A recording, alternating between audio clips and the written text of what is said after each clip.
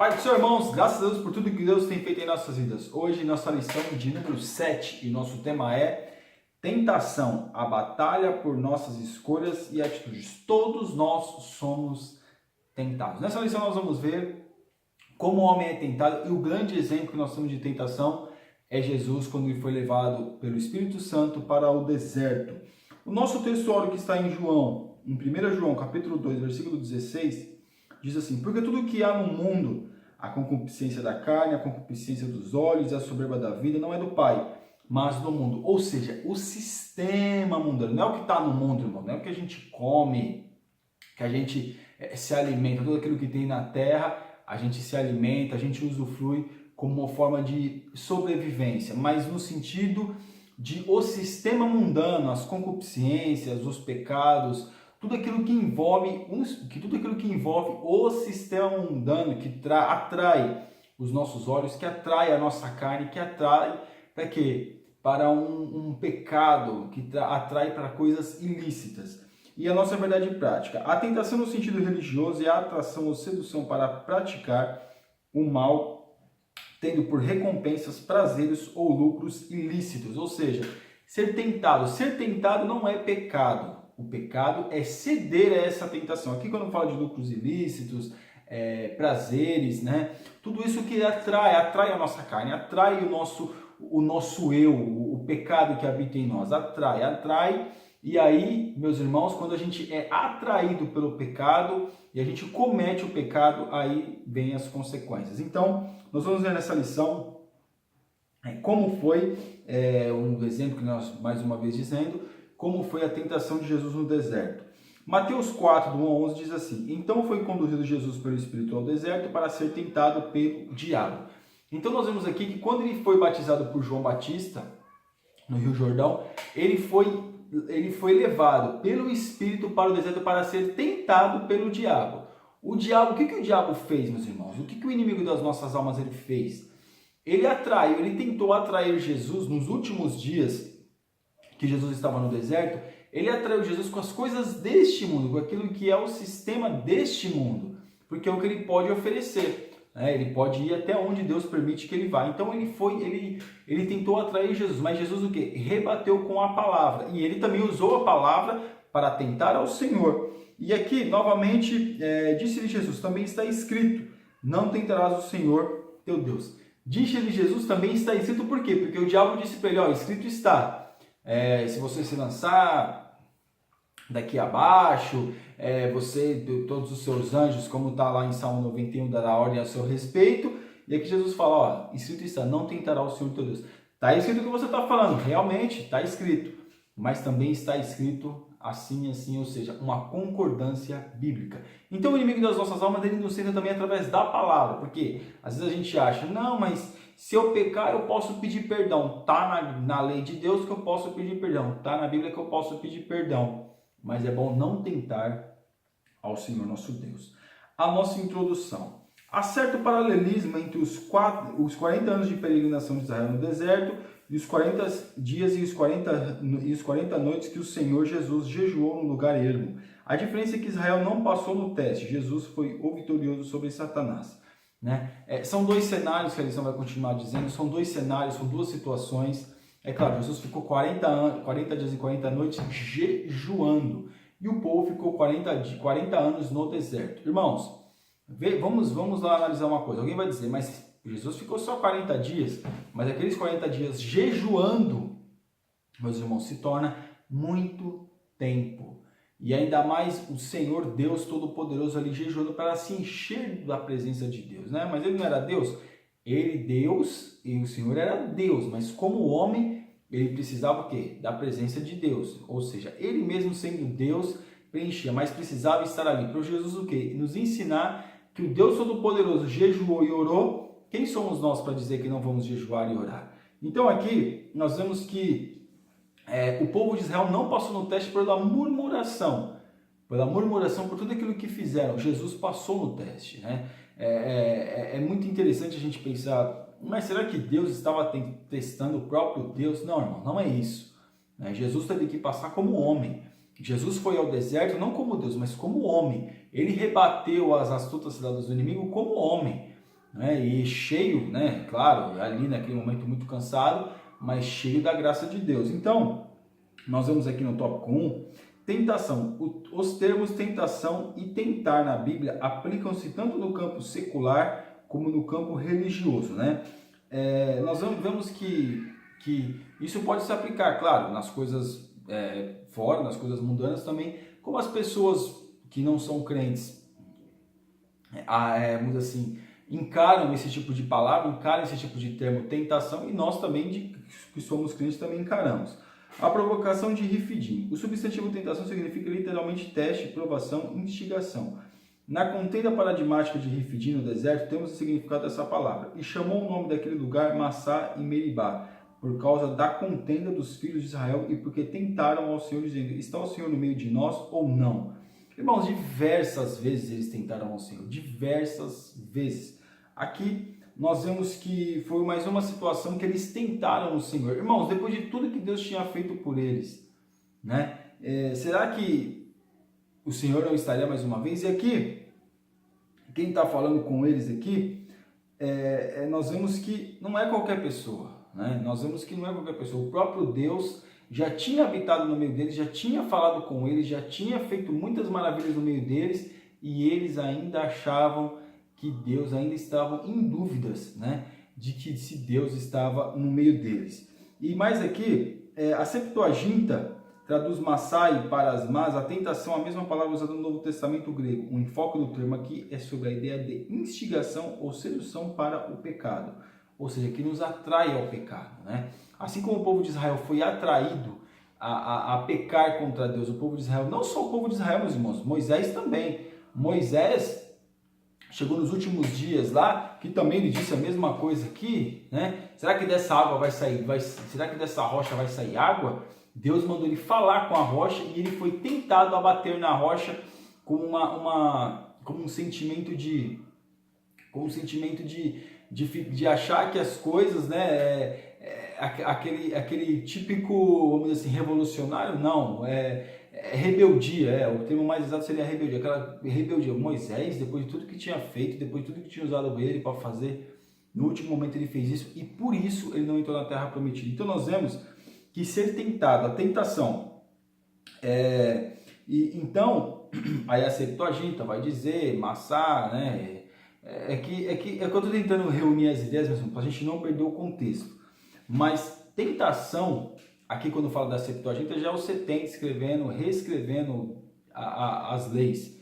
Mas voltando aqui à questão do povo no deserto, né, com Moisés foi tentado a fazer isso, e ele cedeu à tentação, né? Depois de tudo que aconteceu, depois de tudo que Deus já tinha feito através dele, ele cedeu à tentação. A experiência de Massá e Meribá. Ninguém deve testar a Yahvé, o Deus de Israel, pois o nosso dever é obedecer. Deuteronômio 6,16. Então o nosso dever é obedecer a Deus, né? Nós temos o dever de obedecer a Deus. Massá e Meribá, a situação que aconteceu, né? As pessoas murmuravam, falavam de Deus, duvidavam de Deus, e Deus ia lá e entrava com providência, assim como eu mencionei na questão da água. Deus já tinha feito milagre para eles lá atrás, no começo da peregrinação. Deus já tinha feito o milagre da água, e agora de novo, será que Deus faz um milagre e depois não tem condições de fazer mais um milagre? Deus só Deus de um milagre? Deus já tinha feito diversos milagres para eles no deserto, meus irmãos, para que eles pudessem usufruir. E agora não seria diferente. Deus Todo-Poderoso fez o milagre, a água saiu da rocha, porém murmuraram contra Deus, né? Depois que a água saiu, oh, glória a Deus, mas e antes de sair? Estavam murmurando contra Deus. E ali nós vemos Moisés ficando em dúvida. Será que vai sair água dessa rocha? Não que ele não cresça em Deus, mas foi um ato de rebeldia, um ato de incredulidade da parte de Moisés. Como um teste. Isso é muito comum no Antigo Testamento. O exemplo clássico é a passagem do sacrifício de Isaac, que aconteceu depois dessas coisas, que tentou Deus a Abraão, né? Nós vemos que o sacrifício de Isaac, Deus tentou a Abraão. Deus não tenta ninguém, meus irmãos. Deus permitiu, né? A palavra de Deus vai dizer, mas nós temos que entender que Deus permitiu que Abraão fosse tentado. E Abraão foi tentado por Deus, e ele passou no teste, e ele cedeu seu filho. Ele falou, não, Que ele poderia dizer, a tentação era o seguinte: eu vou ficar com meu filho para mim, como é que o Senhor me deu o filho, agora vai ficar para mim? E agora o Senhor quer o filho. Então Deus tentou ele para ver se realmente o coração dele onde estava. E o coração dele estava em obedecer a palavra de Deus, não importava as circunstâncias. Tópico 2, a tentação de Jesus. A tentação de Jesus no deserto é o primeiro acontecimento registrado de sua história depois do batismo por João Batista no Rio Jordão. Jesus, como nós mencionamos no começo do comentário, foi levado ao deserto para ser tentado por Satanás, mas ele não ficou nos primeiros dias, estava fazendo jejum, mas depois começou a tentação. No final, com certeza foi no final, com certeza não, foi no final que o inimigo chegou até Jesus para tentar Jesus, porque depois nós vemos que os anjos vieram e o serviram. Levado ao deserto. O deserto é um lugar onde os seres humanos percebem a grandeza de Deus e a fragilidade humana. Meus irmãos, o deserto nos ensina muita coisa. Será que Jesus também não precisava aprender algo? Não, aprender não como Deus, aprender como homem. Né? É no deserto que a gente tem nossas fragilidades, é no deserto que a gente é tentado a murmurar contra Deus, é no deserto que a gente tem pode ter aquele ato de rebeldia contra Deus. Agora eu não quero mais, agora eu não estou nem aí, agora eu não quero mais saber disso. Porque às vezes a gente acha que tentação é só coisas terríveis, né? Principalmente na questão adultério, fornicação, pornografias. Isso a gente acha que a tentação é só isso. Não é só isso. Ser tentado também é murmurar contra Deus. Assim como o povo no deserto ser tentado também, é como nós estamos no deserto, assim como Jesus estava, e ser tentado pelo inimigo a ceder, a querer algo rápido, pronto e fácil. Isso também é ser tentado, meus irmãos. É sair da presença de Deus, é sair da comunhão com Deus, é sair do propósito que Deus tem para a nossa vida. Isso também é tentação. Sobre o jejum de Jesus. Segundo a narrativa de Mateus, Jesus jejuou 40 dias e 40 noites, depois teve fome. Só mais dois personagens bíblicos praticaram um jejum tão prolongado de 40 dias, Moisés e Elias. Moisés quando foi subir no monte e Elias que andou durante muitos dias, né? Aquela comida lá durou para ele muitos dias. Então nós vemos aqui que Moisés e Elias e Jesus, falando acerca de Jesus, todos passaram pelo deserto, foram aprovados por Deus. Elias fez o jejum. Moisés subiu no monte para receber as leis e estava em jejum. Ficou 40 dias e 40 noites sem comer e beber. A Bíblia fala assim. Mas aqui nós temos que entender o seguinte, meus irmãos. Jesus ele fez aquilo que deveria ter feito, teve fome. Teve fome? Deus tem fome? Não, meus irmãos, Deus não tem fome. Quem tem fome são os homens. Então ali era o Jesus homem. Nós temos que entender bem isso. Jesus passou pelo deserto porque ele era Deus. Não, Jesus ali era o Jesus homem. Porque se teve fome, era o Jesus homem. Para nós entendermos bem. Parte 3. Como a tentação aconteceu? Está claro que Satanás se apresentou a Jesus de forma visível, mas os detalhes são desconhecidos. Ou seja, com certeza Jesus viu o diabo se materializar em um homem, vamos colocar como um homem, e falou diretamente com Jesus. Assim como nós vemos os nossos amigos, os nossos irmãos, os nossos pais, assim também Jesus conseguiu, porque Jesus teve um diálogo com Satanás ali. Teve um diálogo, perguntas e respostas, questões debatidas. Então ali Jesus ele teve viu Satanás materializado. É muito interessante porque muitas coisas são desconhecidas para nós, claro, isso não tem necessidade de a gente saber. Mas com quem que o diabo inimigo apareceu? Será que ele apareceu como uma mulher para tentar Jesus? Irmão, não importa como ele se materializou, que a gente fica muito preso a detalhes, às questões, como é que foi? Que tipo de roupa que ele estava? Será que ele está de terno e gravata? Naquela época não existia nem terno nem gravata, irmão. Então não se aplique aos detalhes de como o inimigo se materializou para falar com Jesus, porque esses são detalhes desconhecidos. Ele se materializou, não importa como. Ele se materializou e o importante para nós é que Jesus venceu a tentação. Assim como ele se materializa para nós, quando a gente está no deserto da nossa vida, quando nós estamos nas dificuldades da nossa vida, ele pode se materializar de várias formas para nos atrair. Ele se materializa muitas vezes de uma forma que nos atrai a nossa atenção, que atrai os nossos olhos. Então veja que nós temos que vigiar. De forma que ele se materializou ali no deserto, ali com Jesus, não importa. E o que acontece é que ele se materializou e falou com Jesus. Tópico 3, a tríplice tentação. A primeira das 3 últimas tentações. O objetivo dessa investida diabólica para incitar Jesus a usar seus poderes em benefício próprio, a declaração pública do próprio Deus a respeito de Jesus é: este é meu filho amado em quem me comprazo. Indica que isso era de conhecimento de Satanás. Mas mesmo assim ele desafiou Jesus quanto à sua identidade. Se tu és o filho de Deus, manda que essas pedras se tornem em pães. Irmãos, ele quis testar Jesus com fome, meus irmãos. Quando a gente está com fome, a gente pensa em pão, a gente queria comer até aquilo que a gente não gosta de comer. Quando nós estamos com fome, nós sentimos vontade. E com Jesus não foi diferente. O diabo, ele testou o quê? O Jesus Deus ali, né? Porque Jesus, homem, que poderia usar, claro, o seu poder como Deus, para usar o seu poder em benefício próprio. Jesus não usou o seu poder em benefício próprio. Jesus, eu sou Deus mesmo, não tem problema nenhum, eu faço aqui, transformar essas pedras em pães, como um pouco, depois eu continuo conversando. Não. Ali era necessário que Jesus, ele passasse por aquela situação, e Jesus, meus irmãos, ele não é egoísta, ele não usa aquilo que ele tem, o seu poder em benefício próprio. Por quê? Porque ele é Deus, mas além de ele ser Deus, ali ele estava como homem, com fome, com frio, com sede.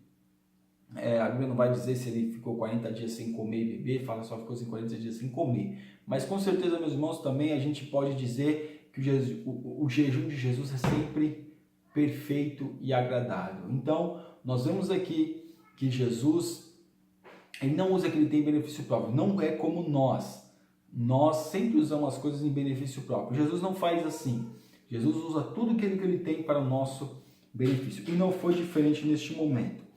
A segunda tentação. Aqui o objetivo de Satanás é induzir o Senhor a tentar o Pai e persuadi-lo a ato de vaidade. A cidade santa para onde Jesus foi transportado é Jerusalém. Satanás incita Jesus a jogar-se do pináculo do templo abaixo, usando o texto de Salmo 91, como nós falamos no começo, né? Tentar ao Senhor, no caso de Jesus se jogar de lá e falar: eu tenho todo o poder nos céus e na terra, então eu vou mandar uns anjos aqui para me pegar lá, para você ver, Satanás, que eu tenho poder.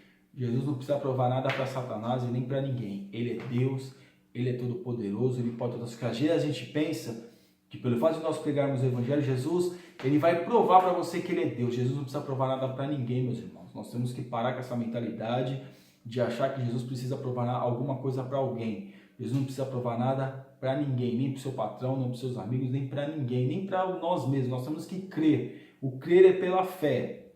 O que Jesus faz na nossa vida, as oportunidades que Deus nos dá para estarmos na sua presença, é misericórdia dele que ele nos concede. Mas ele não precisa provar nada que ele é Deus, irmãos. Vamos parar com essa mentalidade de falar: se Deus é Deus na minha vida, se Deus existe mesmo, tem que fazer isso. Deus não precisa, Jesus não precisa fazer nada.